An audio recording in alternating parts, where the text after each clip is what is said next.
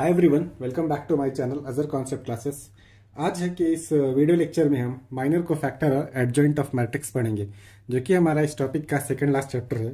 इसके बाद हम इनवर्स निकालना सीखेंगे और इसके बाद मैट्रिक्स डिटर्मिनेंट कंप्लीटली फिनिश कर देंगे। ठीक है, उसके बाद हम स्ट्रेट लाइन स्टार्ट करेंगे। तो इसमें क्या है कि माइनर कोफैक्टर एंड एडजॉइंट कैसे कैसे निकालेंगे। अगर हमारे पास लेट ए कोई एक डिटर्मिनेंट या मैट्रिक्स कुछ भी दिया है, वो जो भी दिया रहेगा वो हमारा किस तरीके से दिया रहेगा, स्क्वायर मैट्रिक्स होना चाहिए, तभी हम उसको डिटर्मिनेंट बना सकते हैं। ठीक है, यानी कि ये 3 क्रॉस 3 का है तो ऑर्डर 3 हो गया डिटर्मिनेंट में। तो माइनर जो है is denoted by capital M होता है। ठीक है, that means minor of A11। अगर एक एलिमेंट A11 है तो उसका माइनर को हम M11 लिख सकते हैं। ठीक है, और माइनर लिखते कैसे हम पहले ही जान चुके हैं कि अगर हम A11 के अक्रॉस अगर हम डिटर्मिनेंट निकालना चाहें तो इन दोनों रो और कॉलम को छोड़ देते हैं तो जो और उसको बाहर लिख के A22, A23, A32, A33 लिखेंगे। लेकिन यहाँ पर क्या है, A11 पूरा रिप्लेस कर दो, उसका रो कॉलम हटा दो, बचा क्या है A22, A23, A31, A33। उसी तरीके से अगर हम M12 लिखते हैं, यानी कि किसके अक्रॉस माइनर निकाल रहे हैं हम, माइनर अगर हम A12 का माइनर निकालते हैं तो हमारा M12 हो जाएगा। तो M12 के लिए क्या करेंगे, M12 यानी A12 का रो कॉलम छिपा देंगे, तो बचा क्या A21, A23, A31, A33। तो ये उस तरीके से लिख लिया। ठीक है, इसी तरीके से हमारा कहां तक जाएगा, तो A33 तक जाएगा। ठीक है, टोटल 9 माइनर्स हमको यहाँ पर निकालना पड़ेगा। क्यों? क्योंकि टोटल 9 एलिमेंट है। ठीक है, तो चलिए हम A33 के लिए निकाले तो ये M33 लिख लेंगे। ठीक है, तो कैसे लिखे, इसका रो और इसका कॉलम यानी ये दोनों छिप जाएगा, तो बचेगा हमारे पास A11, A11, A12, ये दोनों, फिर A21, A22, A21, A22। ठीक है, ये तो हो गया माइनर। अब को फैक्टर कैसे निकालेंगे, तो को फैक्टर निकालने के लिए हमको माइनर का निकालना बहुत जरूरी है। ये हो गया हमारा माइनर, और इसके साथ अगर हम -1 to the power i plus j कर दें तो हमको को फैक्टर मिलता है। और को फैक्टर को c से रिप्रेजेंट करते हैं। सी आई जे का मतलब, अगर हम i और j 1 1 लिए हैं तो पहला एलिमेंट A11 का बात कर रहे होंगे। तो उसका को फैक्टर कैसे निकालेंगे, तो को फैक्टर निकालने के लिए हम क्या करते हैं कि C11 निकालना है तो -1 to the power i plus j, यानी कि 1 1 i j 1 1, तो 1 + 1 और उसका माइनर M11। तो M11 आपको पहले ही लिख चुके हैं यहाँ पर कि A22, A23, A32, A33 है। उसी तरीके से यहाँ पे लिख दिए A22, A23, A33, A32, A33। ठीक है, तो इस तरीके से हमको को फैक्टर निकालना होता है। तो इस तरीके से हमको C11, C12 करके C33 तक जाएंगे। ठीक है, चलिए एक हम एग्जांपल यहाँ पे C33 का भी लिख लेते हैं। तो अगर हमको C33 निकालना है तो क्या करेंगे, -1 टू द पावर 3 + 3 और M33 लिख लेंगे। तो M33 तो यही है, तो इसका जो वैल्यू होगा वो इससे मल्टीप्लाई हो जाएगा -1 टू द पावर 3 से। ठीक है, तो ये हो गया। पर हमारा काम अभी आपको डिटर्मिनेंट या मैट्रिक्स के सवाल में ये तो नहीं बोलेगा कि फाइंड माइनर या को फैक्टर, आपसे पूछेगा एडजॉइंट ऑफ ए। ये एक सवाल कितनी भी बार हमेशा देखते हैं कि रिपीट होता है, और वो 8 मार्क्स का सवाल रहता है कि ट्रांसपोज का यूज क्या है, को फैक्टर का यूज क्या है। एक एक करके सिंगल सिंगल सवाल नहीं देगा, बोलेगा एडजॉइंट ऑफ ए निकालिए। तो हम क्या करेंगे, ट्रांसपोज ऑफ को फैक्टर ऑफ ए, यानी कि को फैक्टर का अगर हम C11, C12, C13 करके पूरा निकाल लिए, उसका ट्रांसपोज कर दे तो हमको क्या मिलेगा, हमको वो एडजॉइंट ऑफ ए मिलेगा। और ये एडजॉइंट का यूज करते हैं हम ए इनवर्स निकालने में, यानी किसी भी मैट्रिक्स का इनवर्स निकालना हो तो हमको एडजॉइंट ऑफ ए पता होना चाहिए। ठीक है, तो चलिए हम एक सवाल करके आपको समझाते हैं कि हमको एक सवाल दिया हुआ है कि हमको क्या निकालना है यहाँ पर, find the adjoint of matrix. और ये सवाल हमारा first semester diploma engineering exam 2016 में 8 मार्क्स का पूछा गया था। ठीक है, तब हमारा ये JUT नहीं था, तब ये JUT जो था वो SBTE के नाम से जाना जाता था, state board of technical education के नाम से। ठीक है, तो चलिए हम इसको सॉल्व करते हैं कि एडजॉइंट ऑफ मैट्रिक्स कैसे निकालते हैं। एडजॉइंट कैसे निकालेंगे, तो हमको इसके लिए माइनर को फैक्टर पता होना चाहिए। तो हम क्या करेंगे, पहले माइनर नहीं निकालेंगे, एक साथ को फैक्टर निकालेंगे। को फैक्टर ऑफ A11 का बात करें तो वो C11 हो जाएगा। क्या फॉर्मूला है, -1 to the power i plus j. Formula था -1 to the power i plus j, उसके बाद फिर माइनर ऑफ i j। ये फॉर्मूला है किसका, को फैक्टर निकालने का।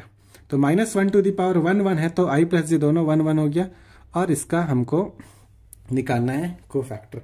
यानी 1 1 ये दोनों छोड़ देंगे तो बचा 2 3 माइनस 2 2, ये हो गया 2 3 माइनस 2 2। सॉल्व करेंगे -1 टू द पावर 2 हो गया यानी पॉजिटिव। ठीक है, तो ये +1 हो गया।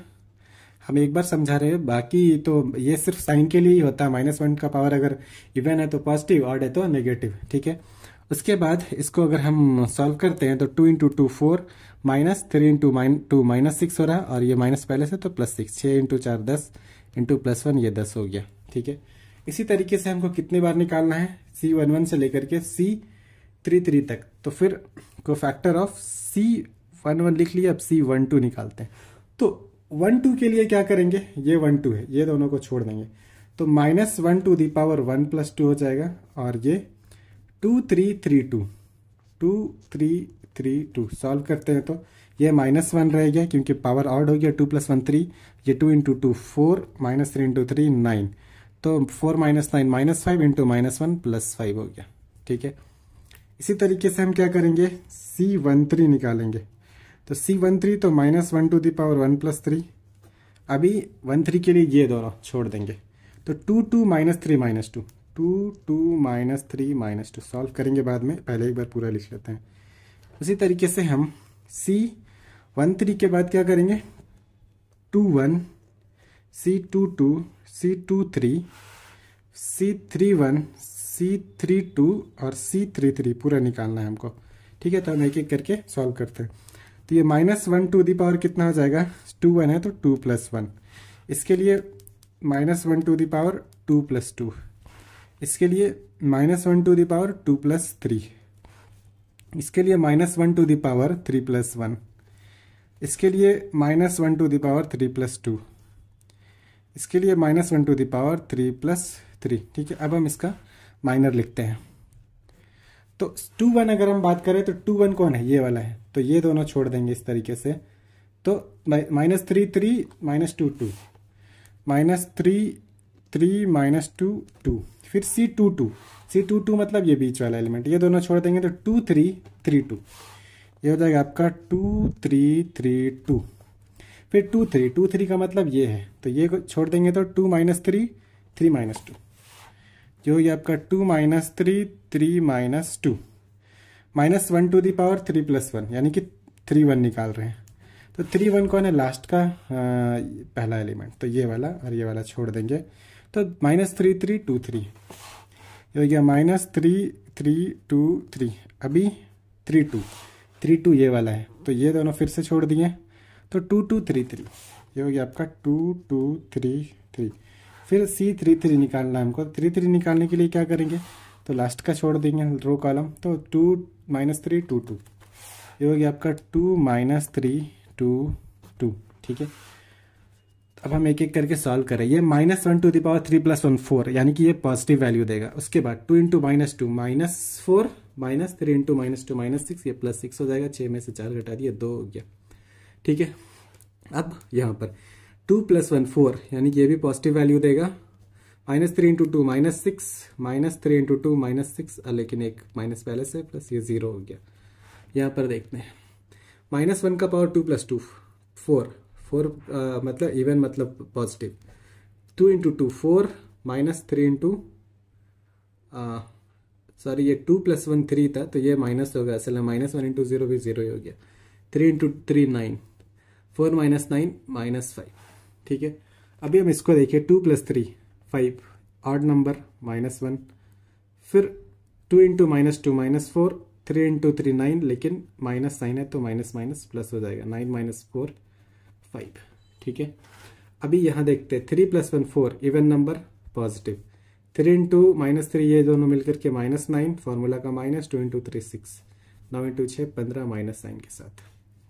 ये 3 + 2 5 -1, तो 2 इंटू 3 6, 3 इंटू 2 6, ये फिर से 0, -1 का पावर 3 + 3 इवन 1, 2 इंटू 2 4, -2 इंटू -3 -6, ये माइनस माइनस प्लस, 6 4 10 हो गया। ठीक है, तो ये मिला हमको सारा C11 ये करके।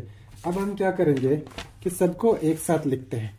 कैसे, हम क्या निकाल रहे हैं, कोफैक्टर अगर हम निकाले हैं ऑफ ए तो कैसा लिखेंगे हम उसको। अब हम यहाँ पे क्या लिखेंगे, C11 C12, C13, C21, C22, C23, C31, C32, C33। ठीक है, ये तो C11 कितना था हमारा, C11 हम निकाले थे 10 आया था, ये 10 हो गया। C22 कितना है, C12 कितना है, C12 5 है तो यहाँ पे 5 लिख लिए। C13 कितना है, C13 2 है, 2 लिख लिए। फिर C21 हमारा 0 है। फिर C22 हमारा -5 है, और उसके बाद C23 हमारा 5 है तो ये 5 लिख लिए। उसके बाद 31 32 33 -15 0 10, तो ये हमारा -15 0 10 हो गया। ठीक है, ये क्या निकाले हम, ये हमारा को फैक्टर ऑफ ए निकला है। लेकिन हमको ए को फैक्टर तो नहीं पूछा, हमको क्या पूछा था क्वेश्चन में, एडजॉइंट ऑफ मैट्रिक्स। ठीक है, तो एडजॉइंट ऑफ ए का मतलब होता है, एडजॉइंट ऑफ ए का मतलब होता है transpose of cofactor of A, cofactor of A. ठीक है, यानी कि सी जो निकाले, सी अगर कोफैक्टर रिप्रेजेंट करता है तो उसका ट्रांसपोज निकाले तो हमको एडजॉइंट को ए डीजे लिख सकते हैं, एडजॉइंट ऑफ ए बोल सकते हैं। ठीक है, तो हम इसको रो को कॉलम में बदल लेंगे सिंपली। तो ये हमारा 10 5 2 रो में था, तो अभी कॉलम में 10 5 2 लिख देंगे। फिर 0 -5 5 था, 0 -5 5 लिख दिए। फिर -15 0 10 है, -15 0 10 हो गया। ये हमारा एडजॉइंट ऑफ ए, ये हमारा आंसर हो गया। ठीक है, ये सवाल आया है 2016 में 8 मार्क्स का। और हमेशा एक सवाल आता है कि एडजॉइंट ऑफ ए निकालिए, बस वैल्यू बदला हुआ रहता है। ठीक है, लेकिन हम यहाँ पर एक और कॉन्सेप्ट जोड़ेंगे कि अगर ए इनवर्स पूछा होता तो क्या करते हैं। तो ए इनवर्स कैसे निकालते हैं, determinant of A by adjoint of A by determinant of A, ये अगर हम निकाले तो हमको ए इनवर्स मिलता है। ठीक है, तो चलिए ए इनवर्स भी लिखते हैं। अगर हम कैसे लिखेंगे तो उसके लिए हमको क्या करना है कि हमको डिटर्मिनेंट, इसका डिटर्मिनेंट लिखना है। तो इसका डिटर्मिनेंट हम यहीं पे अगर हम लिखना चाहें तो कैसे लिख सकते हैं। अगर हम ये 2 लिख दिए तो ये दोनों को छोड़ के क्रॉस मल्टीप्लीकेशन, 2 × 2 4 -2 × 3 +6। ठीक है, फिर ये -3 को छोड़ दें, और फार्मूले का भी माइनस होता है तो ये प्लस हो गया। ये रो कॉलम को छोड़ देंगे तो 2 × 2 4 -3 × 3 9 +3। अभी ये दोनों छोड़ दे तो 2 × -2 -4 -3 × 2 6। ठीक है, तो ये अगर हम सॉल्व करते हैं आगे ये वाला वैल्यू, तो 6 + 4 10 10 × 2 20 पहला। दूसरा करते 4 - 9 -5 × 3 -15। फिर -6 - 4 -10 × 3 30 +30 -30। तो ये आपका देखिए 20 में से 30 घटा दिए तो -10 × -15 -25 सुधार है। ठीक है, ये डिटर्मिनेंट ऑफ ए।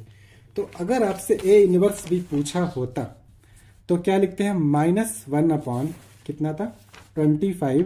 ठीक है, A inverse is equals to -1/25 को ऐसा लिखेंगे, ऐसे करके लिखते हैं -1/25। और जो भी डिटर्मिनेंट आया है यहाँ पर, या सॉरी ये भी एडजॉइंट निकालने के बाद जो भी आया है 10 0 -15 5 -5 0 और 2 5 10, ये हमारा आंसर हो जाएगा। ठीक है, ये हमारा ए इनवर्स है। तो एडजॉइंट के बाद ए इनवर्स निकालना काफ़ी आसान हो जाता है।